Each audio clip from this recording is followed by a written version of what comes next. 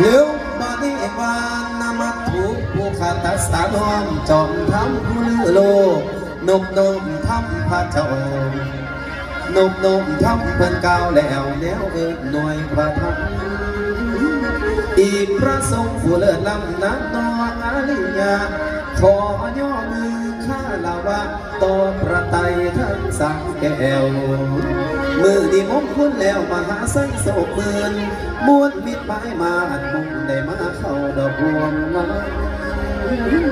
ละมือที่เจ้าภาพท่านได้สร้างแต่งกองบุญสาละทุนทำทานนับว่าใจน้องหักกะอ่างมีศรัทธาไว้ดักแน่บอกคนแค่เจ้าไหววันเป็นนาสาจังว่าพี่น้องเลยน้องธรรมะพองดอกพังบุละจำไม่ดีเด้อเลิศล้วนนับเป็นส่วนทั้งกุศลเกิดเป็นผลมหาศาลจงพ่อคูณน้องนุนคำบุญที่เจ้าภาพทำในวันนี้ปาลามีก็ให้แพ้สาเดินให้ไปถึงบ่เมผู้พ้นตายจากแล้วให้พ้อยได้ส่วนกุศลสาธุเด้อพ่อแม่ขันว่ายังบ่พ้นจากทุกข์ทรมานขอให้บุญบันดาลสู่สวรรค์มิตรแก้วถ้าเป็นมีสุขแล้วให้มีสุขที่ยิ่งสวรรค์โลกนั้นมีจริงขอจงนั่งอยู่บุญจงเลื่อนซึ่งมาลุละบาดนี้ตกวางเน้นสิเปิดบองเดินกองการเอิ้นวิญญาณผู้ตายเอิ้นวิญญาณพอหรือพงมาจันแม่ทำทุกแก้วอาสาผู้ตายได้ร่วมโบธนาโนมญาติวงศาที่มาล้อมอย่าแซวเสียงให้ตั้งเทียงญาติพี่น้องตลอดเคียงให้เพียงพร้อมกลมกระใจอันของบุญพร้อมของทานที่จะผ่าแต่งไปไต่เทียนซองเพื่อผู้สาดีแล้วส่วนหลานน้ำก็สิขอส่วนหลานน้ำก็สิขอขานแจกทานไว้วันเอิญสิเป้าเตือนวิญญาณทานดวงวิญญาณให้โคมตาวโอ้ยผู้พุทธบอดโอ้ยผู้พุทธบอดเอกวังและดอกเพิ่งเฮาคือความอุกอังเอาว่าอยากจากไล่ป่าแต่ก็จำเป็นลากสิริเลี้ยงบ่มีได้ซาหรือไว้ต้องเจอพ่อบ่วันใดก็วันหนึ่งเถิงข้าวกามจะต้องพ่อบ่มีแล้วผู้สิ้นฝืนไปบ่กับดับบ่ฝืนนอนบ่ตื่นจิรังการแน่นอนโอ้ยแสนสงสารแน่นอนอยู่บ่ได้แอบฟังว่าดีคือบ่ได้เมื่อดีญาติพี่น้องพร้อมด้วยลูกหลาน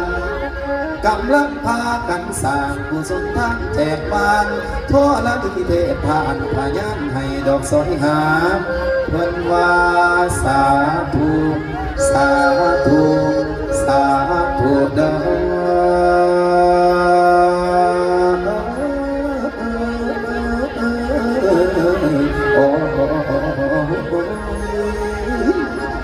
สาธุเด้อดวงวิญญาณพอลือพบมาจันแม่ขมุกแก้วอาสาสาธุเด้อดวงวิญญาณน้อของทานน้อท่านได้กระตามยาตกหน้าลงหรือฟ้ากระตามทนไม่ค่อยฟังคือว่าได้เมื่อดีญาติมิตรมุนสหายคิดหอดลายรู้เหลือเกินให้เบิดมาน้องต้องมีขอบใจเด้อแต่เจ้าตายเป็นผีนับแต่มันสิไกลเดินคนทางอย่างคนที่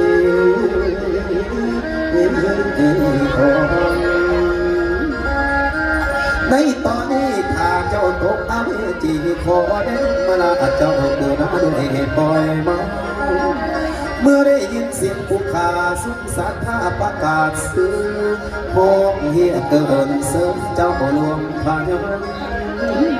ญาติพี่น้องผู้อยู่บ้านกำลังแต่งรถทุนของนี่แล้วให้เจ้ามาห้องนำส่วนกุศลดอกขายหมายว่าทรมาน ใหม่ในอาบายให้พ้นโทษสาเดินขอพ้นบุญจังสวยดูสู้ขึ้นสู่สวรรค์ใจได้ไหม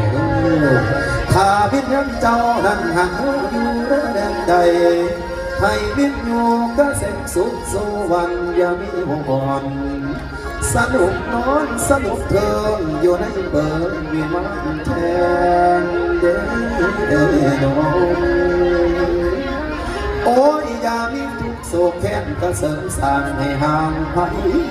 ญาติพี่น้องอยู่โลกใบอะไรยิ่งก็จำเป็นนี่แล้วทั้งอยากเห็นผ่านพบแต่บ่มีวันแล้วมันก็จำเป็นแล้วแนวความตายเป็นของเทียง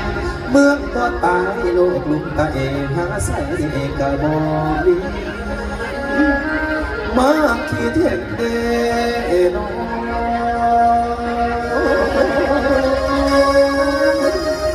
โอ้ยมาคิดเห็นเด้นอคิดเห็นเขาแต่กี่แต่ยังเมื่อเป็นแต่ยังมีชีวิตบ่หมดมอลันโอยตั้งแต่เขาอยู่น้ำบ้านคิดจากการบ่ข้ามก่อนน้องโอ้ยมาคิดเห็นเด้นอเคยกินข้าวห่วงพา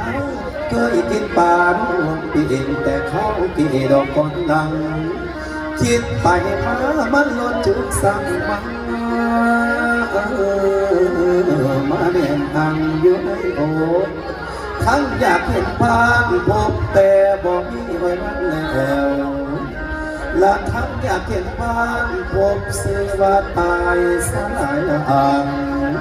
ดวงวิญญาณไปเน่าทางทางใดก็ตั้งยา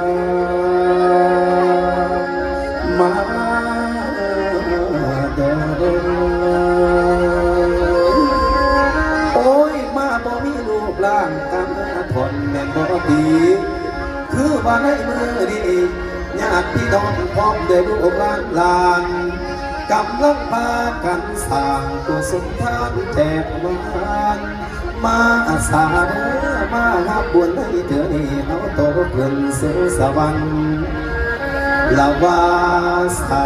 ธุเด้อ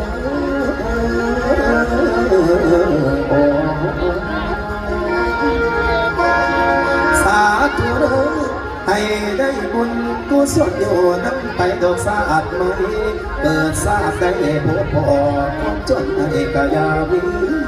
ญาติพี่น้องอยู่พี่อีกกันมักหักน้องแพงกันพี่แล้ว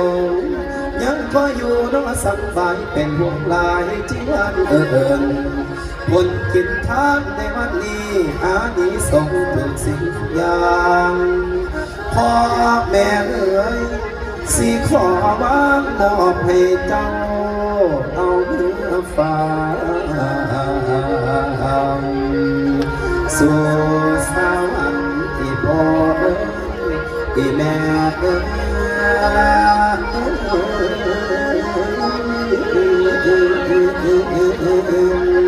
โอ้โอ้โอ้โอ้โอ้น้อยละน้อยสาธุเด้อดวงวิญญาณของทางให้ทางใดกำลังสร้างพวกลูกหลานอยู่ที่กำลังสร้างกับแก่งหาของถ้าบ้านตกทุกข์ก็ขอให้พ้นจากทุกข์ถ้ามีสุขแล้วก็ขอให้มีสุขยิ่งขึ้นไปพวกพี่น้องลูกหลานทางปีก็ได้พวกเพื่อนจิตใจสามัคคีได้เห็นบุญสุนทานหาก็ด้วยความหักความห่วงใยคิดหอดคุณงามความดีของปู่เป็นพ่อของปู่เป็นแม่นอกจากพ่อให้มาหับจับโจมพอเด้อพอเด้อแม่เด้อแต่ว่าเมื่ออื่นทั้งพระอาจารย์เพิ่นก็ยังสิได้ญาตินำหมายพาดหาอีกวาระหนึ่งนอกสำหรับพิธีมื้อนี้ก็จบลงสำนีนอกขออำนวยโดยไส้ให้ทั้งคณะเจ้าภาพเจ้าการเจ้างานจงมีสุขภาพเข้มแข็งแข็งแรงเป็นบุญสุนทานก็ขอให้ได้ดังคำมาคำปรารถนาเด้อแม่เด้อพ่อเด้อ นอกทาดไปแล้วจะได้บุกเป็นหาทาดไปแล้วจะได้ขาดเป็นว่างขอให้สะทกสะท้อนย้อนกลับเป็นพวกปักกลุ่มสุมเย็นความอยู่ดีมีแห้งการเงินการงานเดินเล่นเล่นสะดวกนอกไปทางใดก็จะขัดยาฆ่าขึ้นซื้อว่าความทุกข์ยากให้สับขับปัญญาก็จะได้เกิดมีแก่คณะเจ้าภาพเจ้าการเจ้างานเมื่อทุกทานด้วยเถิดสาธุสาธุสาธุจบแล้วเนี่ยแม่เด้อปะเนี่ยมันเอาไปไว้ผ้าเขาก็เอาไปเอิญต้นกระพือก็เอาพักขึ้นไปใส่กองบุญ